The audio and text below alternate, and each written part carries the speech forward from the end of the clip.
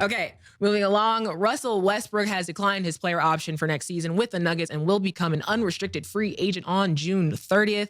Westbrook's player option was worth $3.5 million. Mace, what do you see happening next for him?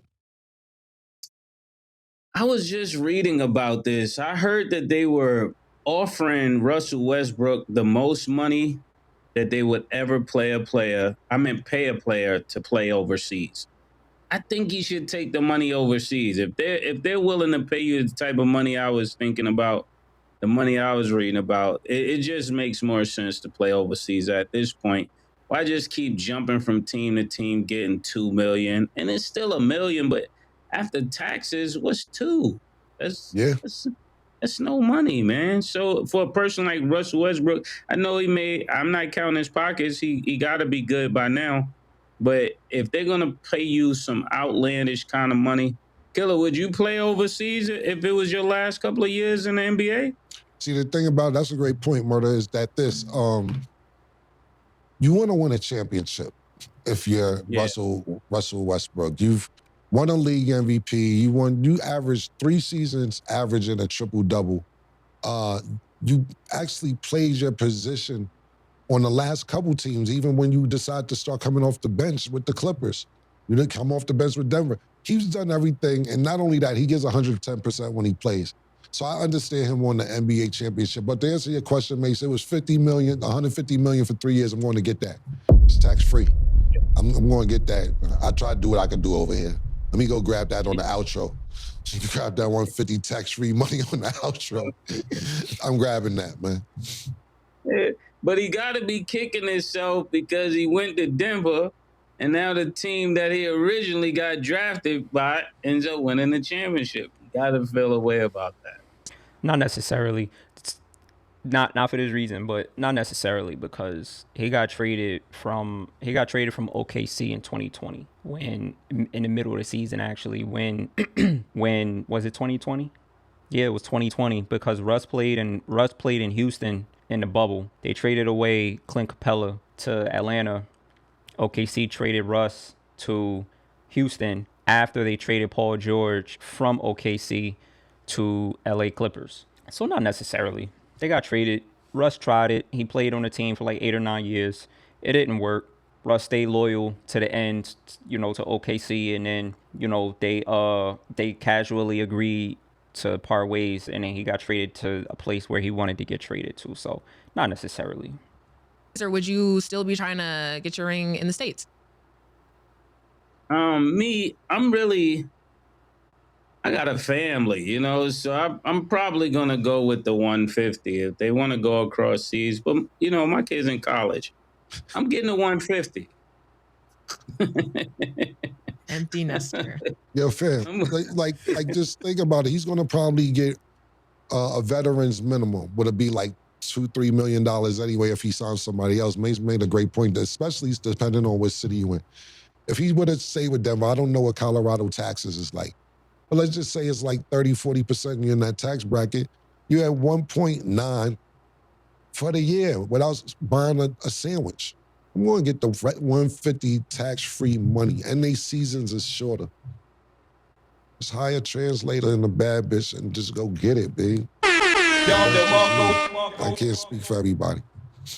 Run that back, Turbo. Those are interesting takes. In the comments, let us know what you guys would do. I'm really curious to see if you would take the money and go overseas, or because that's a whole cultural change. Like you're living, like I get the money part, yes, but that changes everything.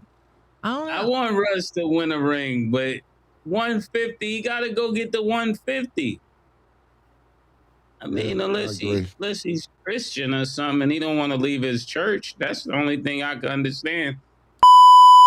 So the reason why I responded, or I at least put this video up, is not for the reason that you think. The reason I put this video up is because I'm watching Cam be very professional, very polished, be, an adult version of himself, or at least the version of Cam that we know him to be, especially from the early 2000s and the late 90s, right? For the ones that know, you know how Cam was in the early 90s and the 2000s. as a rapper, as he conducted himself. Not that he was trashy or anything, but we just understood the type of person Cam was in the late 90s and early 2000s. I recently did a video regarding Cam and Jim Jones and how their friendship ended. And the reason why I'm putting this video up is because I was personally watching this video in my car. And I thought it was a good idea to react to this video and point out something that I noticed naturally watching this video for the first time. And what I noticed is sometimes we outgrow people. Like, I know what I said about, why I believe Cam and Jim Jones friendship ended if you read between the lines based off of what Cam said in that interview. And again, like I said in that video, and I'll also link that video on this end screen, is that that versus situation is a justifiable reason to end a friendship with somebody, if it, depending on what your core beliefs are, right?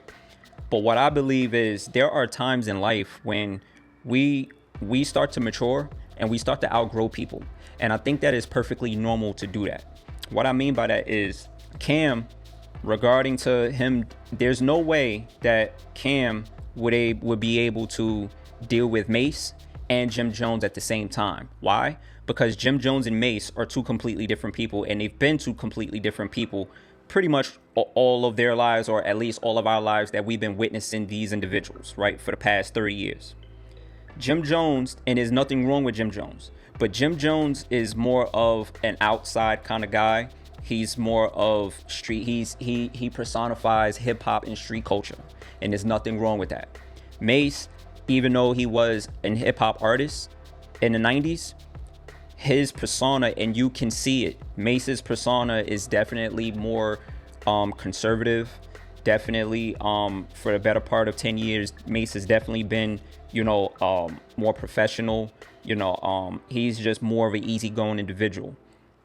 Now, when you take Cam and he's hanging with Jim Jones, sometimes when we hang with people and, you hang with someone, I'm not necessarily saying it's peer pressure, but what I'm saying is when you hang with someone like Jim Jones, but you get to an age where you realize that you can't keep doing this anymore, or you get to an age where you want to, let's say Cam, you want to rebrand, you can't rebrand around Jim Jones. However, if you want to rebrand, you're going to rebrand with somebody like Mace.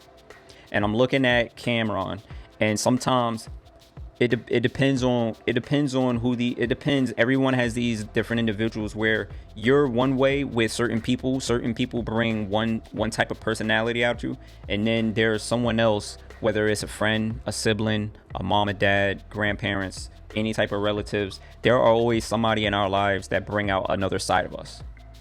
And sometimes we ourselves, I'm comfortable with the person that this person brings out of me, opposing to this person. Like, I was this person when I was in my 20s, but now that I'm getting older and I can't keep doing these things or being exposed to these situations with this person, I got to start putting myself in these circles so that I could be more professional, more of a mature adult.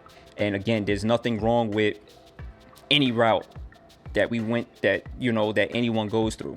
But I believe Cam, the reason why he had probably had this idea for a podcast, but realized that it needs to be with someone specific, and the perfect person, in my opinion, was Mace, because Mace has the persona that allows Cameron to be in the type of mode that he's in when we watch him on his podcast. He had